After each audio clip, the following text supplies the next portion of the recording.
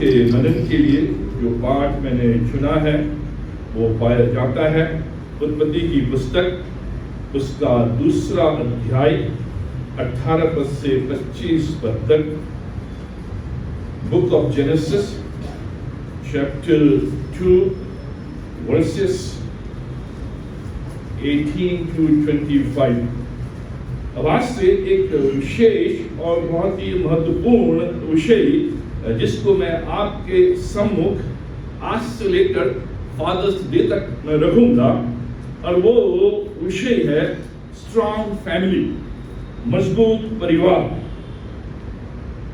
जिसको हम बड़ी गहराई से देखेंगे और ये समझने की कोशिश करेंगे कि परमेश्वर हमारे जीवनों से, हमारे परिवारों से क्या चाहता है, और परमेश्वर की जो योजना हमारे परिवारों के लिए है वो क्या है। इस थीम को हम बराबर देखेंगे इन कुछ सप्ताहों में कि परमेश्वर हमारे परिवारों से चाहता है, हमारे जीवनों से चाहता है कि हम एक मजबूत परिवार स्थापित करें, एक स्ट्रॉन्ग फैमिली बिल्ड करें, और परमेश्वर की ये इच्छा हमारे जीवनों के लिए है। लेकिन जो शैतान है वो बार बार हमारे परिवारों को अटैक करता है, क्योंकि वो जानता है कि अगर हमारे परिवार कमजोर रहेंगे तो परमेश्वर का राज्य कमजोर रहेगा। इसलिए जब भी हम जीवन में आगे बढ़ते हैं, तरक्की करते हैं, उन्नति करते हैं, परमेश्वर की आशीष को देखते हैं, तभी कभी ना कभी किसी न किसी तरीके से हमारे परिवारों में अटैक होता है, जिससे कि हम विचलित हो जाएं और हमारे परिवार कमजोर हो जाएं। लेकिन परमेश्वर की एक बड़ी योजना हमारे जीवनों के लिए है, वो ये है कि हम एक मजबूत परिवार को स्थापित करें। अब ये जो विषय है बड़ा कठिन है लेकिन बहुत महत्वपूर्ण है, और स्पेशली आज के इस परिवेश में न केवल अन्य जातियों के लिए, न केवल सांसारिक लोगों के लिए, लेकिन विश्वासियों के लिए भी उतना ही महत्वपूर्ण है जितना संसार के लोगों के लिए। आज जो परिवार बिखर हुए हैं वो कई कारण हैं जिसकी वजह से हमारे जो परिवार हैं वो कमजोर हो रहे हैं, और हम आज कमजोर परिवार का अनुभव कर रहे हैं। हमने विवाह तो कर लिया, हमने शादी भी कर ली, हमने परिवार तो बना लिए, लेकिन हमारे परिवार मजबूत नहीं है, हमारे परिवारों में दरारें आ गई हैं, हमारे परिवार आज बिखर हुए हैं, हमारे परिवार आज कमजोर हो रहे हैं। हालांकि हम सामने से ऊपरी रूप से अच्छे दिखते हैं और दिखाते हैं कि हमारा परिवार मजबूत है, हम खुश हैं, खुशहाल हैं, लेकिन अंदर की जो बात है वो ये है कि आज हमारे परिवार बिखर रहे हैं, हमारे परिवार कमजोर हो रहे हैं, हमारे परिवारों में दीवार आ गई है और हम घुट घुट कर अपना जीवन व्यतीत कर रहे हैं, ना चाहते हुए भी हम बने हुए हैं।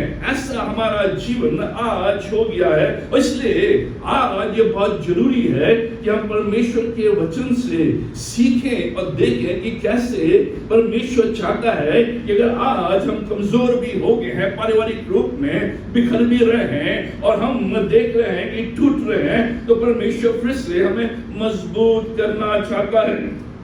तो आज जो इस अध्याय के आधार पर जो मैं आपके सामने रखूंगा वो ये है, रिमेंबर योर वेडिंग वॉव्स, अपने विवाह की वाचा को स्मरण करो।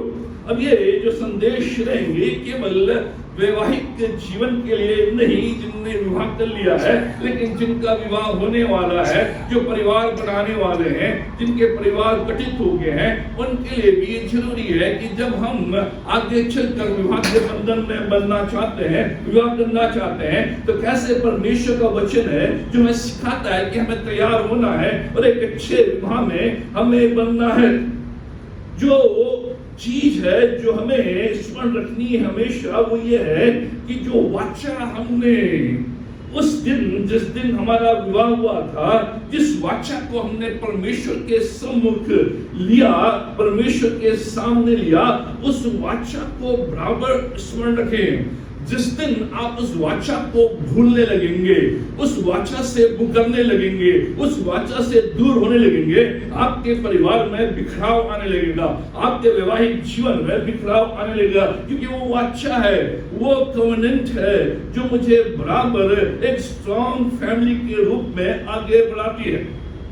आज जो सच्चाई है वो ये है कि आज जो डिवोर्स रेट है, जो तलाक है, वो बढ़ता चला जा रहा है। हमारा जो भारतवर्ष है, यहाँ तलाक शायद कम हो सकते हैं, लेकिन सेपरेशन ज्यादा है। अब तलाक और सेपरेशन दोनों भिन्न है। तलाक जो है, डिवोर्स जो है, वो कानूनी रूप से आपका हो गया है, आप अलग हो गए हैं। लेकिन जो सेपरेशन है, हम कई कारणों से तलाक नहीं लेते हैं, लेकिन अलग अलग रहने लगते हैं। ये सेपरेशन कई सालों से ये हम अपने जीवन में करते हैं।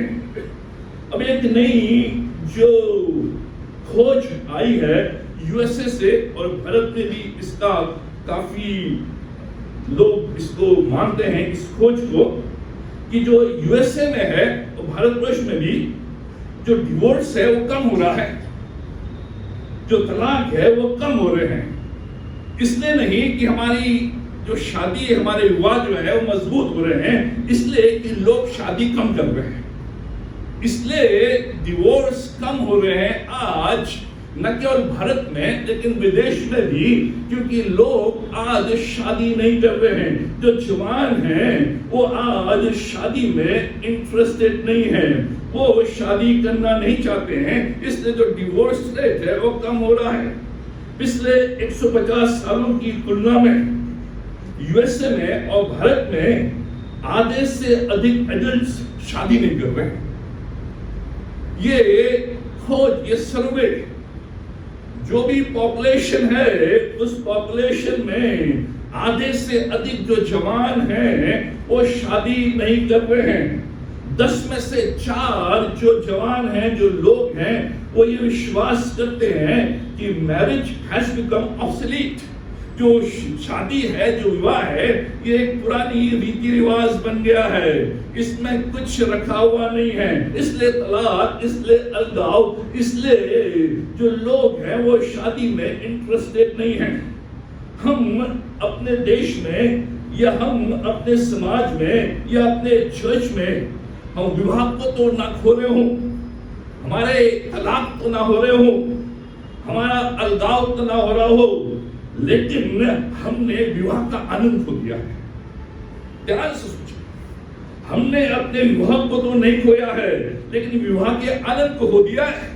और वही परमेश्वर बताना चाहता है, जिस विवाह में आनंद नहीं है वो विवाह कमजोर है।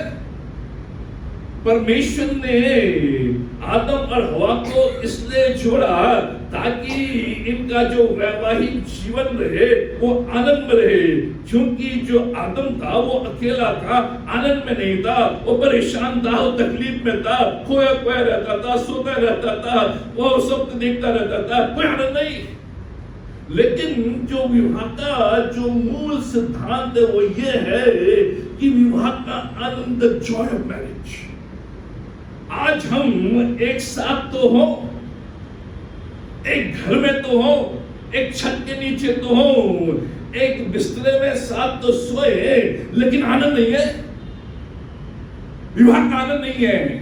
और परमेश्वर यही चाहता है कि जो तुमने अपने वैवाहिक जीवन का आनंद खो दिया है उसको पुनः प्राप्त करो, क्योंकि जब वैवाहिक जीवन के आनंद को तुम प्राप्त करोगे तभी तुम्हारी जो शादी है, तुम्हारा जो परिवार है, तुम्हारा जो विवाह है मजबूत होगा।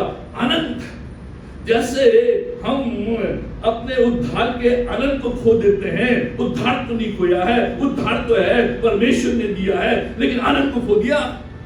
उसी प्रकार से आज हम परिवार में तो रह रहे हैं, घर में तो रह रहे हैं, लेकिन आनंद नहीं है, आनंद नहीं है। मैं जा चुका हूं, परमेश्वर ने मुझे सिखाया मार मार के, मेरी बुद्धि खोली, और आज मेरे अंदर एक बोझ है। मैं कई महीनों से ये प्रार्थना कर रहा था कि प्रभु समझ दे, जिससे कि इस मजबूत परिवार के विषय में जो परमेश्वर का वचन बताता है उसको मैं अपने लोगों के सामने रख सकूं, जिससे जो विवाह का आनंद है। सर, हम खाना भी खाते हैं तो आनंद के लिए, टेस्ट है इसमें। अगर टेस्ट नहीं है, बीमार लोगों का भोजन खाएगा, पता नहीं आपको। वैवाहिक जीवन में आज आपको और मुझे नापना है, तोलना है कि वास्तविक रूप में मेरे वैवाहिक जीवन में, मेरे परिवार में, पति पत्नी के बीच में जो हम रह रहे हैं, आनंद है या हम बस हमने कहा है कि अब रहना है, अब कोई रास्ता नहीं है, बस एक साथ रहना है, आगे बढ़ना है और मर जाना है। ये विवाह नहीं है, ये परमेश्वर के वचन के अनुसार। परमेश्वर चाहता है जब मैंने विवाह किया है उसमें आनंद हो, हम साथ रह रहे हैं। लेकिन आज बहुत से परिवारों में अब्यूज है। मैं विश्वासियों की बात कर रहा हूं, मैं विश्वासियों की, बारालों की नहीं। आज हम जो पति पत्नी के रूप में परिवार में जो विश्वासी है, जो सेवक है, उनके बीच में अब्यूज है। आज भी वो पति अपनी पत्नी को मारते हैं। ये वास्तविक है। आज भी पत्नियों को अब्यूज करते हैं, आज भी दबा कर रखते हैं। और बाहर जब हम आते हैं, हम दिखाते हैं एवरीथिंग इज गुड, सब नॉर्मल है, सब अच्छा है, लेकिन अंदर तो ये वास्तविकता है। क्योंकि हम ऐसे समाज में पले हैं, बड़े हैं, जहां हम स्त्री को निम्न दृष्टि से देखते हैं। ये तो पराई है, ये तो नौकरानी है, ये तो क्या करके लाई गई है, जैसा मैं कहूंगा वैसा रहेगी, मैं इसको मारूंगा तब भी चुप रहेगी, डांटूंगा तब भी चुप रहेगी। ये तो नौकरानी है, ये तो निम्न है, नीचे है। तो मित्रों ये भावना है और इस भावना को हमें तोड़ना है। और ये भावना तभी टूट सकती है जब मैं परमेश्वर के वचन को देखूंगा, परमेश्वर के वचन को देखूंगा। इसलिए आज आनंद नहीं है परिवार में। ये नहीं कि हर परिवार परफेक्ट है, लड़ाई झगड़े रहते हैं, मन मिटाव रहता है, बातचीत रहती है, गर्मा गर्मी रहती है, हॉट टॉपिक होते हैं, सब होता है। लेकिन वो एक दायरे में आगे चल के देखेंगे how to have good fight. परिवार में अगर लड़ाई भी हो तो कैसे अच्छी लड़ाई हो, और उस टाइम मैंने अच्छी कुश्ती लड़ ली, लड़ाई भी अच्छी। आज ये इसलिए हो रहा है क्योंकि मैंने वाचा से अपना मुंह मोड़ लिया है, आनंद को खो दिया है, वाचा से मुख मोड़ लिया है। क्या थी वाचा? दुख में और सुख में मैं तेरे साथ रहूंगा, जीवन के अंत तक मैं तुझे नहीं छोड़ूंगा, तकलीफ में, बीमारी में, परेशानी में मैं तेरी सहायता करूंगा, तेरे साथ खड़ा रहूंगा, तेरी सहायता करूंगा, तुझे आशीष दूंगा, तेरी पूर्ति करूंगा और अपने शरीर, अपनी देह से बढ़कर तुझसे प्यार करूंगा। ये थी वाचा, ये थी वाचा। ये केवल बाइबल बताती है और कोई धर्म नहीं। ये थी वाचा। उस वाचा से मैं चला गया। मैंने कहा था तेरे दुख में मैंने तेरे साथ, तेरी पीड़ा में तेरे साथ, तेरे कष्ट में तेरे साथ, मैं तेरी रक्षा करूंगा, मैं तेरे साथ रहूंगा, मैं तेरी पूर्ति करूंगा जीवन के अंत तक। In God I trust. परमेश्वर के सामने, कोर्ट के सामने नहीं, परमेश्वर के सामने। Remember your wedding vows. अपने वैवाहिक वाचा को स्मरण करो। ये परमेश्वर का वचन।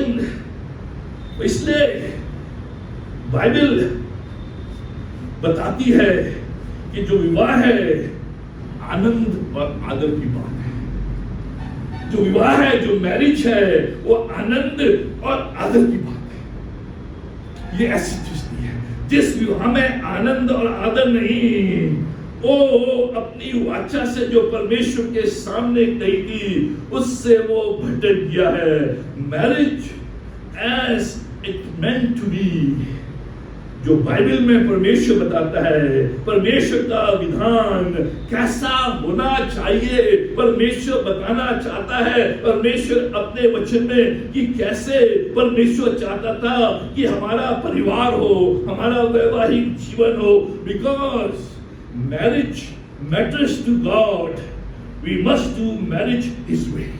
क्योंकि परमेश्वर की दृष्टि में जो विवाह है, जो परिवार है, वो महत्वपूर्ण है। इसलिए मुझे वैवाहिक जीवन में, पारिवारिक जीवन में बड़े सोच विचार के साथ, प्रार्थना के साथ इंटर होना है। और जो उत्पत्ति का जो पुस्तक है, ये बिगिनिंग ऑफ ऑल थिंग्स, इसमें हम उद्भव देखते हैं, सब बातों का उद्भव देखते हैं। और इसलिए इस खंड में हम मैरिज का भी, विवाह का भी उद्भव देखते हैं, द कंस्ट्रक्शन ऑफ मैरिज। जो विवाह है, जो परमेश्वर ने बनाया, परमेश्वर ने दिया, परमेश्वर ने उद्भव किया, ये पाप में गिरने से पहले है, ये पाप में गिरने के बाद नहीं है, बिफोर द फॉल। इसलिए जो पहला चैप्टर है उत्पत्ति का, उसमें हम परमेश्वर को ऑल पावरफुल गॉड के रूप में देखते हैं, सर्वशक्तिमान परमेश्वर, जिसके विषय में हमने पिछले कई संदेश तक हमने देखा कि कैसे हमारा परमेश्वर ऑल पावरफुल गॉड है, जो पूरी सृष्टि को बनाता है, क्रिएट करता है। एलोहिम, ऑल पावरफुल गॉड, जो पहले अध्याय में हम देखते हैं कि परमेश्वर ने आकाश और पृथ्वी की सृष्टि की, उसने क्रिएट किया। Elohim, powerful God, he did not make, he created. जो हम हैं, हम बनाते हैं, जो साइंस है वो बनाता है, लेकिन परमेश्वर क्रिएट करता है। परमेश्वर ने इस रॉ मटेरियल को, इस वुड को क्रिएट किया, और इस वुड में से हमने, कारपेंटर ने ये टेबल बनाई। जो मनुष्य है वो बनाता है, वो क्रिएट नहीं करता है। परमेश्वर है जो क्रिएट करता है, इसलिए वो पावरफुल गॉड है, इसलिए वो सर्वशक्तिमान है। वो शून्य में से क्रिएट करता है, वो बनाता है। दूसरे अध्याय में जब आते हैं, ये जो दूसरा अध्याय है, ये हमें बताता है द कवेनेंट कीपिंग गॉड, वाचा रखने वाला परमेश्वर, प्रतिज्ञा पूरा करने वाला परमेश्वर। जो उसने कवेनेंट बांधी है, जो उसने वाचा बांधी है, वो उस वाचा से नहीं मिलेगा, वो उस कवेनेंट से दूर नहीं जाएगा। जो उसने कह दिया है, जो उसने प्रॉमिस कर दिया है, जो उसने वाचा बांध दी है, उस वाचा से वो अब नहीं फिरेगा। द कवेनेंट कीपिंग गॉड, वाचा रखने वाला परमेश्वर। इसलिए दूसरे अध्याय में हम इसे यहोवे के रूप में देखते हैं। यहोवे, यहोवा, जो अपनी वाचा में अटल है।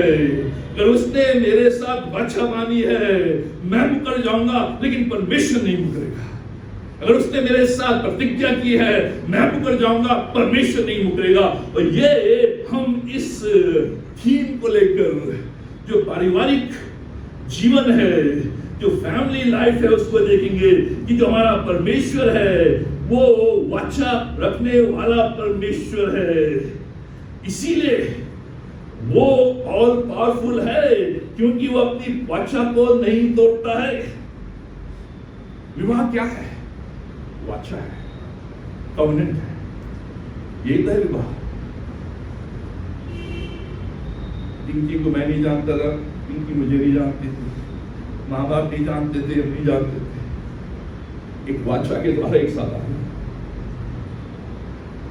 क्यों वाचा? कोई खून का रिश्ता नहीं, कोई खून का रिश्ता, वाचा।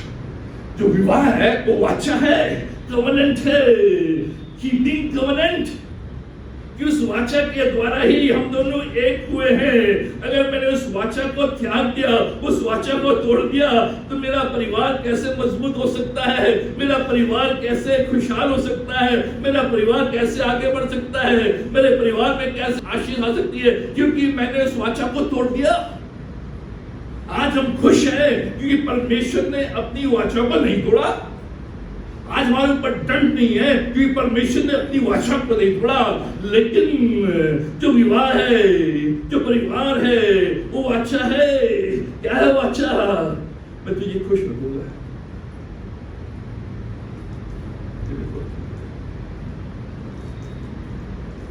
मैंने बहुत उससे सीखा है। प्रभु ने सिखाया। आज जो हम हस्बैंड हैं, जो आने वाले पीढ़ी में हस्बैंड बनेंगे, क्या मैं अपनी पत्नी को खुश रखता हूँ? ये मैंने वाचा, ये वाचा। हर हाल में, दुख में, तकलीफ में, परेशानी में, चाहे कमाए न कमाए, खुश रखूंगा।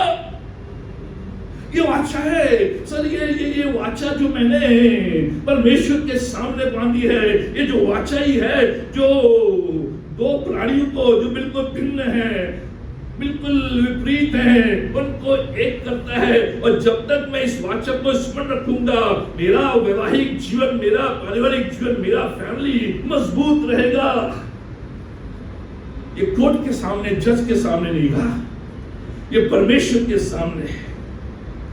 आज एक गाना काफी फेमस हो रहा है, कसम जो तूने खाई वो निभाई नहीं। हमने कसम तो खाई थी लेकिन निभाई नहीं। ये जो जवान है आगे आएगा, अभी से क्या करना है।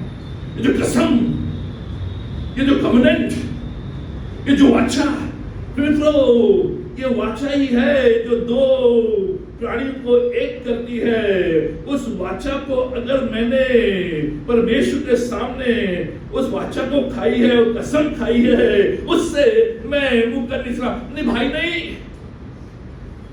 कवनेंट, इसलिए जो बाइबल बताती है, वो बताती है जो शादी है, जो विवाह है, एक कवनेंट है, एक कॉन्ट्रैक्ट नहीं है, एक कवनेंट है। ये लिविंग भी नहीं है, कॉन्ट्रैक्ट आज चल रहा है।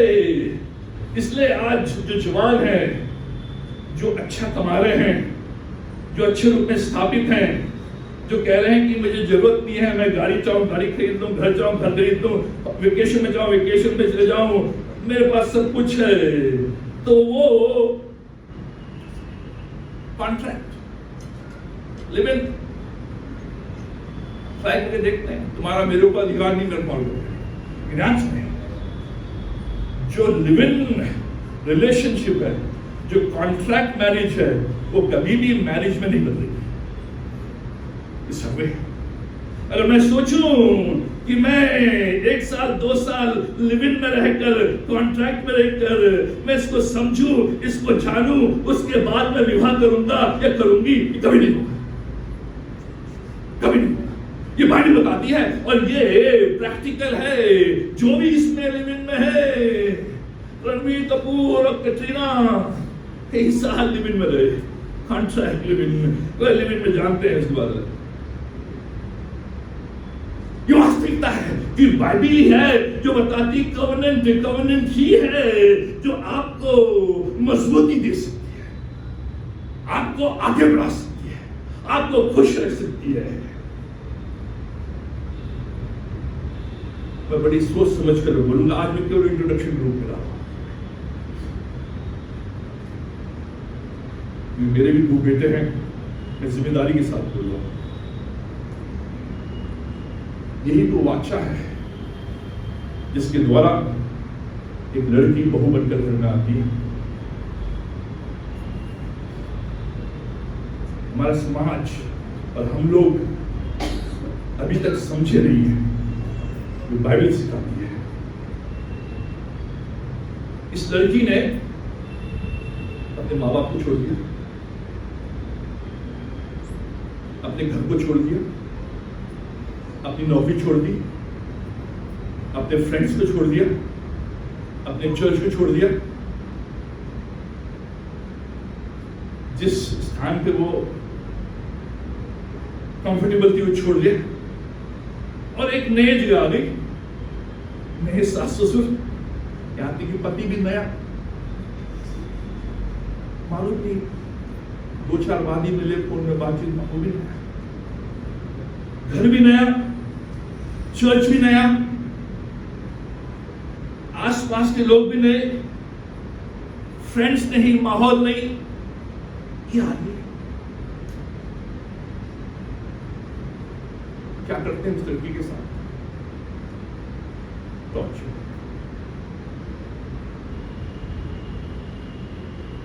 पढ़ाई हो, लड़की ये तो पराए घर की है, ये पराए घर जाएगी, ये सब कुछ छोड़कर आ गई इस वाचा के आधार पर कि मैं तुझे अपनी बेटी के समान रखूंगा, मैं तुझे अपनी पत्नी के समान रखूंगा, मैं तुझे घर में आदर दूंगा।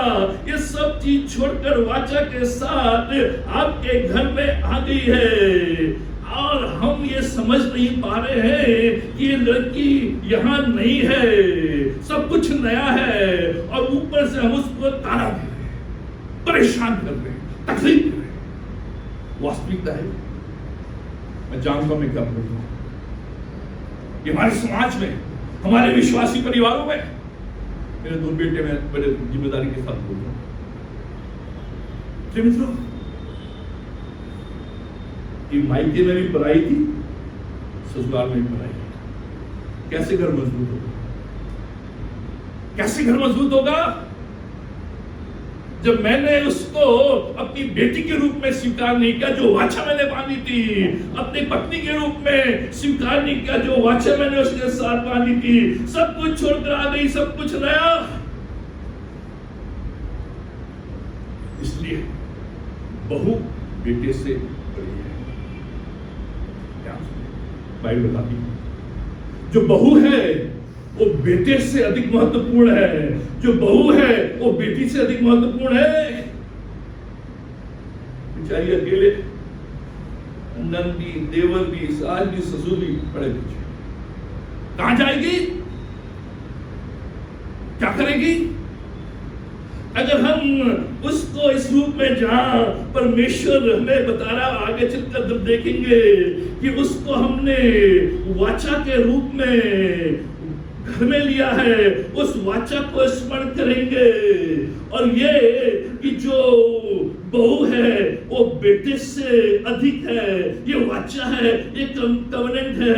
बाप ने कन्यादान दे दिया, हाथ दे दिया, कौन देगा इसका हाथ? तुम्हारी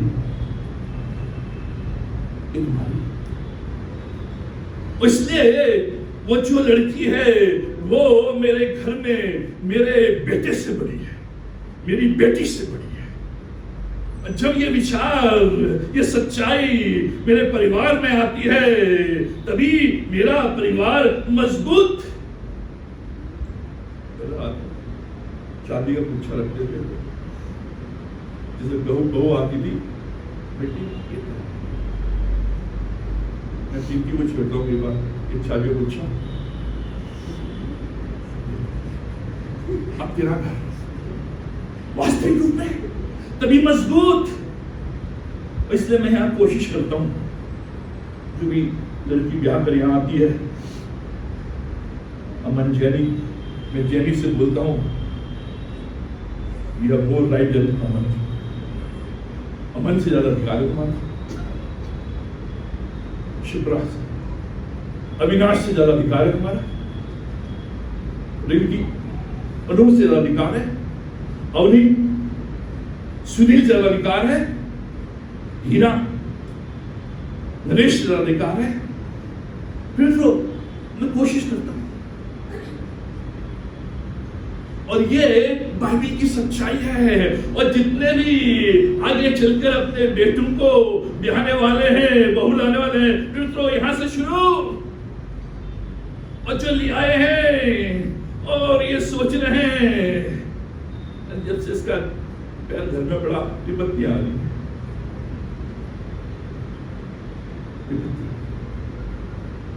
ये हमारा जब से, मित्रों, ये हमें देखना है। मैं इसलिए लेकर आ रहा हूं शुरू में ही कि जो मजबूत परिवार है वो तभी बनेगा जब मैं परमेश्वर के वचन के अनुसार इस बात को कि मैंने वाचा बांधी है कि ये मैं ब्याह कर लाया हूं, ये मेरी बहू है, ये मेरी पत्नी है, अब इसका घर में अधिकार, बढ़ोतरी। और जब मैं वो सम्मान, वो मान, वो आदर देता हूं, तब विवाह में, तब परिवार में आनंद। अगर वो चीज नहीं है, आनंद नहीं रहेगा। आप देख लीजिए, करके देख लीजिए, हम गए हैं, ये जरूरी है। इसलिए ये जो खंड है ये बताता है कि ये फाउंडेशन है हमारे वैवाहिक जीवन का, हमारे परिवार का, हमारी मजबूती जो परिवार में आनी है उसका ये फाउंडेशन है। अगर मैं इस फाउंडेशन से चला गया, इस वाचा से मैं हट गया, तो मैं रहूंगा तो सही, परिवार में बना तो रहूंगा, लेकिन आनंद नहीं रहेगा, खुशी नहीं रहेगी, दिखावा रहेगा बस। और दिखावा अधिक दिन नहीं चलता है। मजबूती, इसलिए इस खंड के आधार पर कुछ मूल बातें आज हम केवल एक देखेंगे, केवल इंट्रोडक्शन के रूप में। पहली बात, जो परमेश्वर इस खंड के आधार पर जो परिवार के संबंध में जो मजबूती है उस संबंध में लेकर आता है, अ नीड फॉर कंपेनियनशिप। विवाह क्यों जरूरी है, परिवार क्यों जरूरी है, एक जीवन साथी की आवश्यकता, अ नीड फॉर कंपेनियन। जो 18 से 20 पद में लिखा है कि जब परमेश्वर ने आदम को देखा और उसको अकेला देखा और कहा ये अच्छा नहीं है, ये अच्छा नहीं है, एक जीवन साथी की आवश्यकता है। 18वें पद में मैं एक ऐसा सहायक बनाऊंगा जो इससे मेल खाए। ये 2 बार आया शब्द मेल खाए, यह आया है 18वें पद में, उसके बाद 20वें पद में, जो उससे मेल खा सके, एक ऐसा सहायक, एक कंपेनियन, एक जीवन साथी। क्यों जीवन साथी, क्यों सहायक? क्योंकि एक प्रॉब्लम आई वहां, अ प्रॉब्लम इन पैराडाइज। स्वर्ग में भी समस्या है। हम सोचते हैं केवल हमारे घर में समस्या, स्वर्ग में भी समस्या है। क्या समस्या है? परमेश्वर कुछ बना दिया और देखा एक बार समस्या रह गई, ये तो अकेला है, ये तो सोता रहता है, ये तो इधर घूम रहा है, कोई नहीं साथी।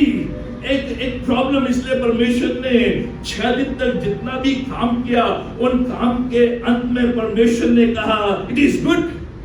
परमेश्वर ने 6 बार पहले अध्याय में जो भी उसने क्रिएशन किया, जो भी उसने बनाया, उसने कहा इट इज गुड, ये अच्छा है।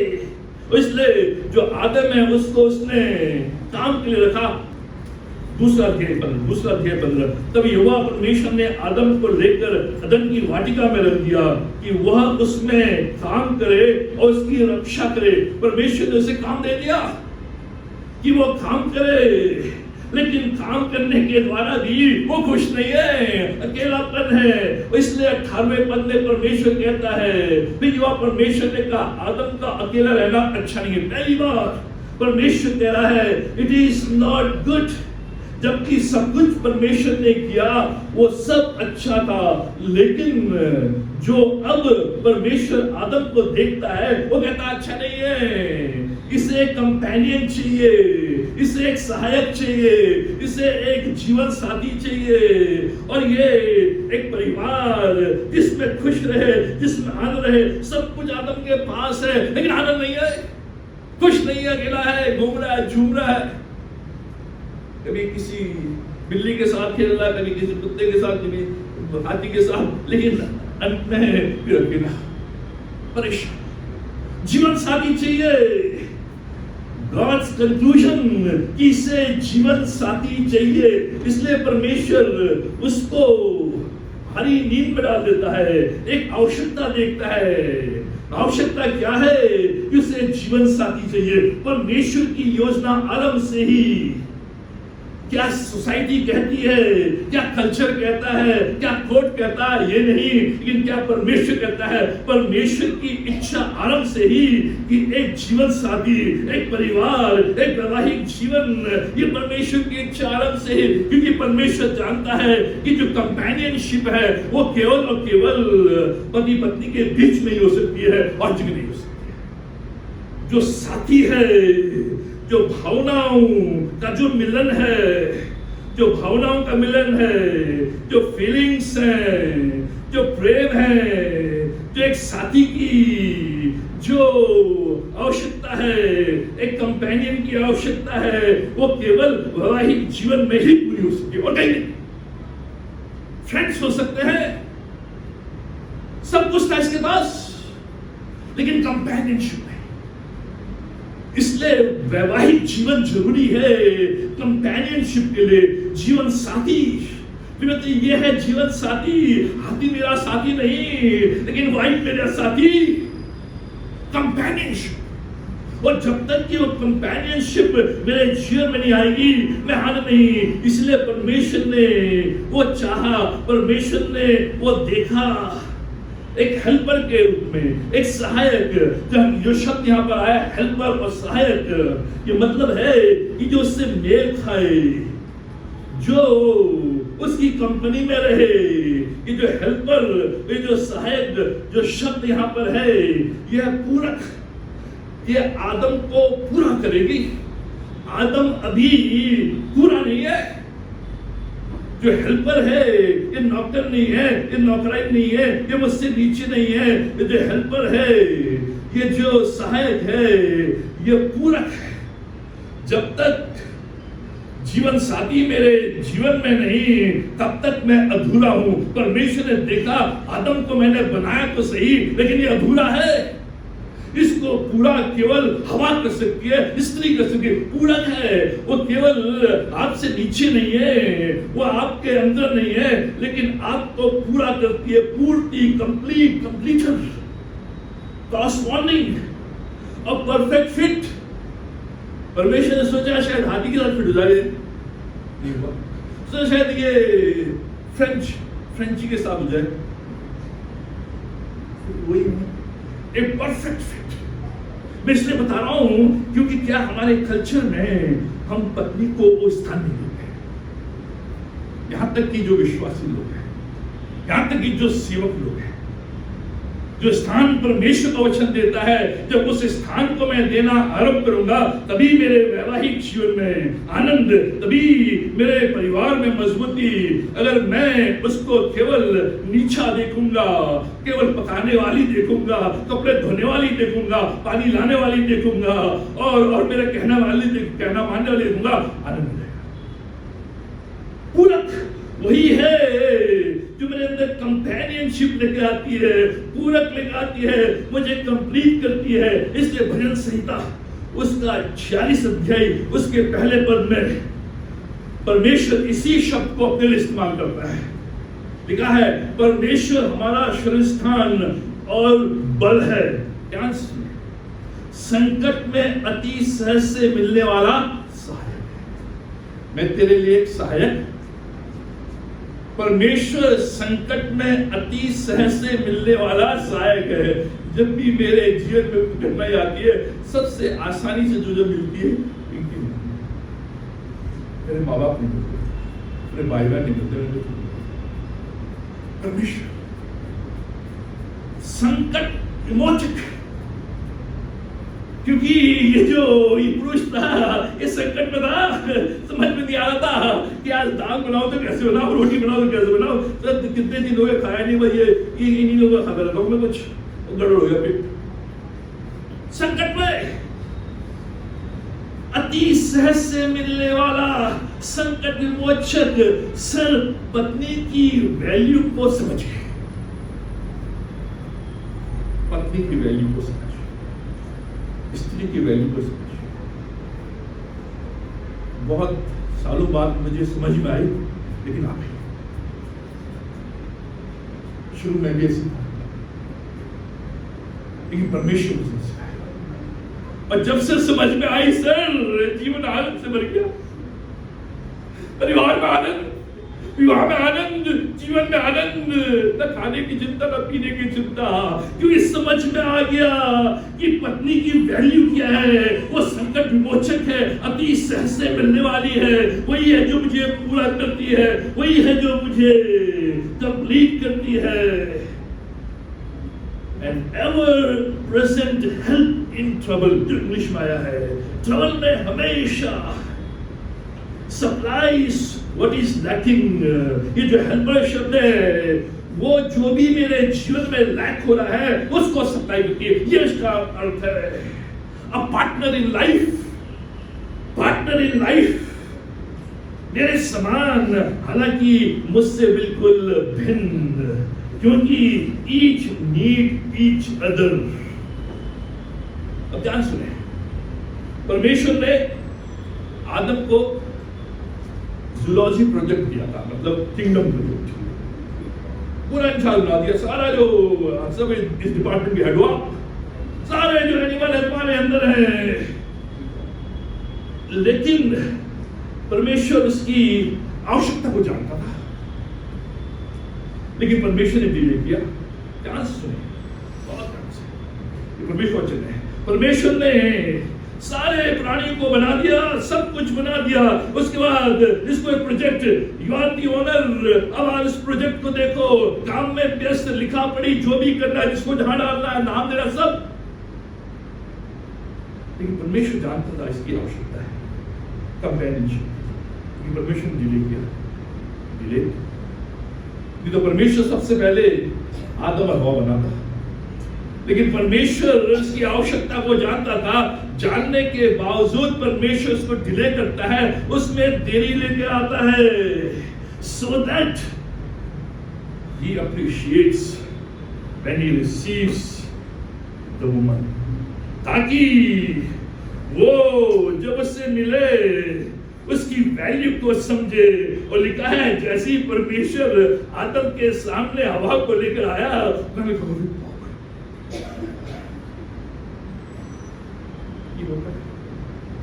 ये कहां से आ गया? ये वास्तविक में ये रिएक्शन है इसमें। वो उसकी वैल्यू को समझ गया।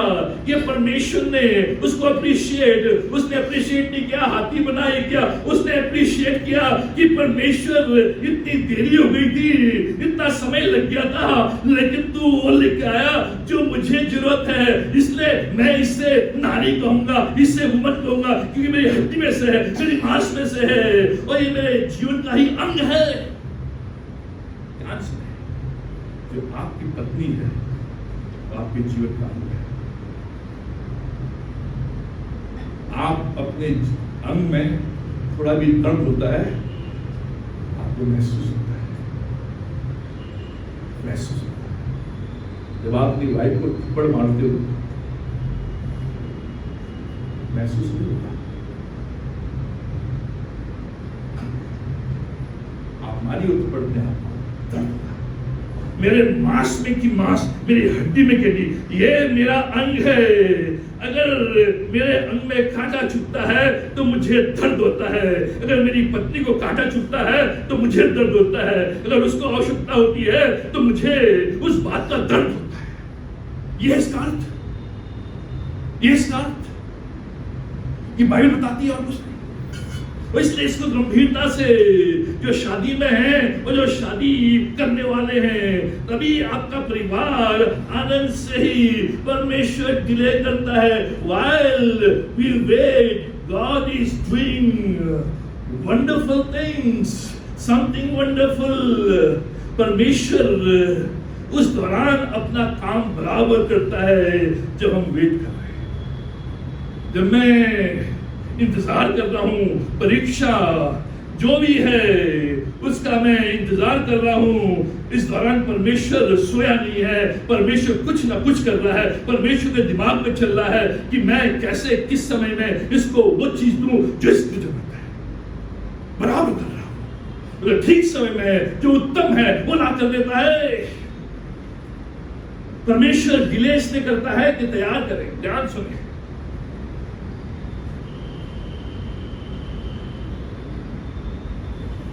मैं चाहता हूं ईशान की शादी जल्दी हो, हर एक माँ बाप चाहते हैं, लेकिन परमेश्वर वचन मुझे भी बताता है कि दबाव मत डालो। यहां पर ये बताया गया, ध्यान से परमेश्वर इसको काम देता है, एक तैयारी उसे देता है, और तैयारी देता है जिससे कि जब आदम तैयार है उस समय उसके सामने उसका जीवन साथी रहे। दबाव नहीं, जब वो तैयार है। अब ध्यान सुने, परमेश्वर कैसे तैयार कर रहा है, उसे लीडर के रूप में तैयार कर रहा है। उसने कहा कि जितने भी जानवर हैं सबके नाम तूने नाम तुझे दे रहे हैं नाम, ये जितने भी हैं, हाथी कहेगा हाथी हो जाएगा, बंदर कहेगा बंदर, उसे एक लीडर के रूप में कि ये लीडर है। जादू उसके पास आ रहे हैं, कह रहे sir what is my name, you are elephant, sir thank you, sir मेरा नाम क्या कौवा, मेरा नाम क्या बंदर, उस सब के नाम दे रहा है। Naming people is a quality of being a leader. जब भी आप नाम देते हो, आप अपने आप को लीडर के रूप में, परमेश्वर उसको लीडर के रूप में तैयार कर रहा है नाम देने के बाद, और एक ऑर्डर उसके जीवन में कि वो डिफरेंशिएट करे कौन से पक्षी हैं, कौन से समुद्र के प्राणी हैं, कौन से आकाश के प्राणी हैं, कौन से जमीन के प्राणी हैं, उनको ऑर्डर में लिख रहा है। एक ऑर्डर, ये तैयारी परमेश्वर उसे एक लवर के रूप में, एक प्रेमी के रूप में, लवर के रूप में तैयार कर रहा है। ये जानवर से प्यार करता नहीं करता, आ रहे उसके ऊपर, कूद रहे हैं, गधा आ रहा लात मार के चले जा रहा है, लोमड़ी आ रही नोच के चली, एक क्वालिटी परमेश्वर क्वालिटी कर रहा है। इसलिए परमेश्वर दबाव नहीं डालता है, वो समय दे रहा है जिससे कि वो उस समय के लिए तैयार हो जाए जब उसे जीवन साथी की आवश्यकता पड़े। अंत में जब उसने मिस्टर और मिसेस ज़ेब्रा नाम दिया, ये है ज़ेब्रा, वो घर आया एम्प्टी, अकेला और खाली। तब परमेश्वर ने उसको नींद में डाला, He did not force him। परमेश्वर ने कहा तुझे यह आवश्यकता है, ये करना है, नहीं, उसे फोर्स नहीं किया, लेकिन परमेश्वर ने उसे तैयार किया, डिले किया, समय दिया, जिससे कि वो जान सके कि हाँ अब समय आ गया है कि मैं अपने लिए जीवन साथी लूं। अब ध्यान से सुने, जो जवान है क्या आप तैयार है शादी के लिए? हम लोग नहीं तो तैयार, और जल्दी हो गए, पढ़ाई करते हैं क्या तैयार है? लेकिन आज जो विवाह हो रहा है, इसलिए परिवार में, विवाहिक जीवन में तनाव, फिजिकली अपनी शारीरिक भावनाओं को, वासनाओं को पूरा करने के लिए शादी। जब वो भावनाएं, वासनाएं पूरी हो गई,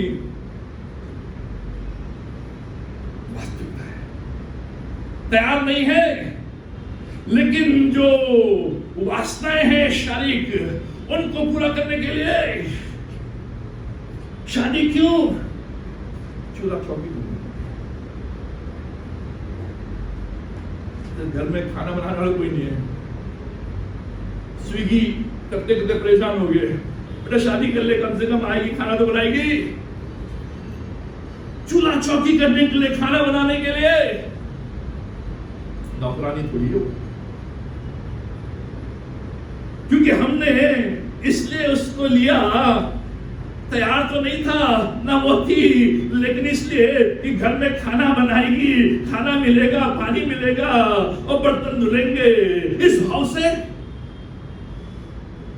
इसलिए ज्यादा टिकी नहीं, इसलिए लड़ाई झगड़े, तनाव, जो भाव है वो तो ये समझना है, यही है आज यही है, आज यही है। क्यों? माँ बाप का जोर, दादा दादी तो बना दे, दादा दादी बना दे, बहुत, अरे मेरे मरने से पहले अब दिखा दे कुछ, दादा दादी बना दे, वो दबाओ, वो दादा दादी बनाने के चक्कर में, लेकिन तैयार नहीं। इसलिए बता रहा हूं कि परमेश्वर ने तैयार किया उसे, आदम को, उसने शुरू में ही नहीं कर दी शादी उसकी, तैयार किया परमेश्वर ने। When he felt the need, जब उसने देखा कि हाँ, क्यों प्रेशर, किसका प्रेशर? समाज का प्रेशर। अरे 19 साल की हो गई, 20 साल की हो गई, 22 साल का हो गया प्रेशर। वो प्रेशर में आकर अब रह तो रहे हैं लेकिन आनंद नहीं हुआ, आनंद नहीं रह तो रहे हैं। मैं जानता हूं, मैं काउंसलिंग करता हूं डेली, न केवल यहां विदेश की। प्रेशर, बहुत प्रेशर। शादी कर दो सुधर जाएगा, शादी कर दो सुधर जाएगा। सुधारने के लिए शादी 2 दिन तो ठीक रहा, फिर उसका हुई। मैं इसलिए बता रहा हूं आप लोगों की, आप समझें इन चीजों को। जो जवान भी हैं, you need to be ready. आप तैयार हो, उस चीज की गंभीरता को, उसकी वैल्यू को समझे। सब जानवर के लिए जोड़ा मेल एंड फीमेल, लेकिन आदम के लिए नहीं था। परमेश्वर उसके अंदर एक हंगर को क्रिएट करना चाह रहा था, एक लाइफ मेट के लिए, एक हंगर, एक हंगर को। सबके पास है लाइफ। हाथी नहीं है, कौवा तो भी है, लेकिन आदम एक हंगर को फॉर अ लाइफ में। Adam needed to feel the need in his life for a wife. उसके अंदर ये नीड आनी है, ये आवश्यकता कि हाँ, मुझे अब जीवन साथी की आवश्यकता है। जीवन साथी दबाव नहीं, चाहे वो समाज का हो, चाहे परिवार का हो, चाहे मेरी खुद की वासनाओं का हो। उस आधार पर वो टिकेगा नहीं। और बहुत से आज इसी के शिकार हो गए हैं। Need a partner, life partner का मतलब वो है, जीवन साथी का मतलब वो है। आदम, अभी तू 10 काम करता है, जब हवा आ जाएगी तो 40 काम करेगा। जो दरवी हॉर्स होते हैं, अकेला जो उसका पावर होता है, अगर वो 100 टन है तो 2 जोड़ देंगे तो 400 टन हो जाएगा। यह सामर्थ्य। अकेला घोड़ा 100 टन खींचेगा, लेकिन जो 2 घोड़े वो 400 टन खींचेंगे। उसी प्रकार से परमेश्वर कह रहा है, मैं वो जीवन साथी जिसकी तुझे आवश्यकता है, तू आज एक काम कर रहा है, लेकिन ये जो जीवन साथी जुड़ेगी उसके महत्व को समझेगा तो तू 4 काम करेगा। 4 गुना आशीष, 4 गुना आगे। कहते सर, जब से मेरी शादी भी नीचे जा रहा हूं मैं, इसलिए जा रहे हो, समझिए किसको लेकर आ रहे हो आप? दरबी और को लेकर आ रहे हो। उस वाचा को जो आदम है, उसके पास पेट एनिमल्स हैं, गुड जॉब है, अच्छी कंपनी है, बड़ा अच्छा उसका कारोबार चल रहा है, फार्म हाउस भी है, फल फूल सब कुछ है, उसका पाप रहित रिलेशन है परमेश्वर के साथ, लेकिन कंपेनियनशिप नहीं है, अकेला है। तो कभी आप जाए शादी में अकेले, मैं एक बार चला गया था, पर लोगों को देखता है,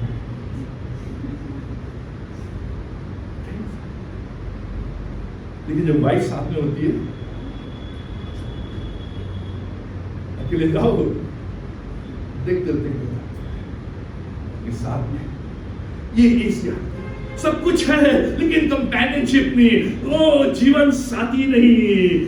आज में तो नौकरानी नहीं चाहिए, आज वासनाओं को तृप्त करने वाली स्त्री नहीं चाहिए, आज समाज के दबाव में आकर चूल्हा चौकी करने वाली नहीं चाहिए, आज जीवन साथी चाहिए।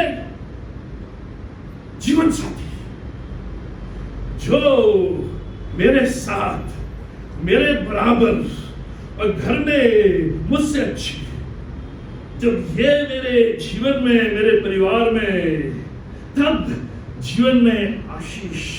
लेकिन जब मैं अकेला हूं, अकेलेपन में हूं, अकेलापन में कैसे दूर करता हूं?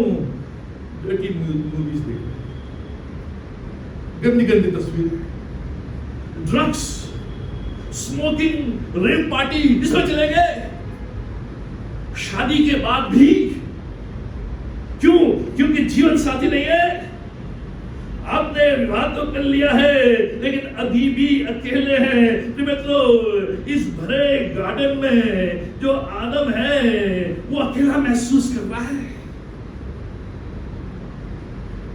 ये लिविंग में नहीं मिलेगा, ये कॉन्ट्रैक्ट में नहीं मिलेगा, ये केवल कॉवेनेंट रिलेशन में मिलेगा। इसलिए जो हमें तैयार करना है अपने आप को इस रूप में कि जब समय आए परमेश्वर का, और परमेश्वर उस स्त्री को मेरे साथ लेकर आए। ये परमेश्वर की इच्छा, ये परमेश्वर की योजना कि परमेश्वर चाह रहा है मैं वाचा जो मैंने बांधी है उस वाचा को मैं स्मरण करूं। परमेश्वर चाह रहा है कि दबाव में नहीं लेकिन अपने आप को तैयार करूं, जिससे कि जब मेरी जीवन साथी आए तो मैं उसके दुख में उसका दुख जानूं, उसकी पीड़ा में उसका पीड़ा जानूं, उसकी आवश्यकता में उसकी आवश्यकता जानूं। डॉक्टरिंग नहीं लेकिन मैं जीवन साथी। परमेश्वर चाह रहा है कंपेनियनशिप, जिससे कि जीवन में आगे बढ़ सके। ये समस्या जब परमेश्वर ने देखी तब परमेश्वर उसकी जो आवश्यकता है उसको कंप्लीट करता है, जिसे हम अगले रविवार को देखेंगे। आज आप जैसे भी आए हो अपने वैवाहिक जीवन में, अपने पारिवारिक जीवन में, अगर आपने अपना विवाह नहीं खोया है लेकिन विवाह के आनंद को खो दिया है, आप उस वाचा को स्मरण करें जो वाचा आपने परमेश्वर के साथ बांधी है, जिससे कि उस विवाह के आनंद में मैं फिर से आगे बढ़ सकूं और परमेश्वर के अनुग्रह से, परमेश्वर के प्रेम से, परमेश्वर की सहायता से एक मजबूत परिवार, एक कुशल परिवार, एक संपन्न परिवार, एक परिवार, एक पति पत्नी का जो संबंध जिसमें परमेश्वर का आनंद, परमेश्वर की भरपूरी और साथ साथ मिलकर आगे चलकर जो जीवन परमेश्वर ने दिया है उसको व्यतीत, जो कार्य परमेश्वर ने दिया है उसको आगे, ये तभी संभव जब मैं परमेश्वर के वचन के अनुसार उस वाचा को, जो वाचा मैंने बांधी है, उस वाचा को बराबर स्मरण करता हूं। तो मैं परमेश्वर के उस आनंद को जो विभाग में उसने मेरे लिए बनाया है, उस आनंद को मैं बरकरार रखूं। आइए प्रार्थना करें। हमारे महान जीवेश्वर शक्तिमान परमेश्वर का हम धन्यवाद देते हैं ये तमाम आशीष को, ये रक्षा के लिए, भलाई के लिए, करुणा के लिए, दया के लिए परमेश्वर हम धन्यवाद देते हैं। तूने हमें हमारी कलीसिया में सुंदर परिवार दिए। पिता परमेश्वर हम चाहते हैं कि हमारे कलीसिया में प्रत्येक परिवार आनंद का अनुभव करे, आदर का अनुभव करे, संतुष्टि का अनुभव करे। आज हम उन परिवारों के लिए भी प्रार्थना करते हैं पिता परमेश्वर जो विवाह में तो बनते हैं, वैवाहिक जीवन में व्यतीत कर रहे हैं और परिवार में आगे बढ़ रहे हैं, काम में आगे बढ़ रहे हैं, लेकिन पिता परमेश्वर घर के अंदर वैवाहिक आनंद नहीं है, घर के अंदर विवाह में आदर नहीं है, घर के अंदर विवाह में प्रेम नहीं है, घर के अंदर विवाह में एक दूसरे के प्रति सहानुभूति नहीं है। परमेश्वर आज हमारे परिवारों को छू, जहां भी जो गड़बड़ी आई है पिता परमेश्वर उसको तू दूर कर, जिससे कि हमारे परिवार पिता परमेश्वर जिस उद्देश्य से तुझे बनाए हैं मजबूती को प्राप्त करें, कुशलता को प्राप्त करें, और जो विवाह का आनंद जिसमें तूने दिया है कंपेनियनशिप, उसका अनुभव हम दिन प्रतिदिन कर सके। चाहे 1 साल का विवाह हो, चाहे 20 साल का विवाह हो, चाहे 30 साल का विवाह हो, चाहे 50 साल का विवाह हो। परमेश्वर हमारे जवानों को भी तैयार कर, ताकि पिता परमेश्वर एक तैयारी के साथ, एक समझ के साथ इस परिवार में इंटर करें, जिससे पिता परमेश्वर एक मजबूत परिवार, जो वाचा हम लेते हैं उस वाचा को बराबर स्मरण।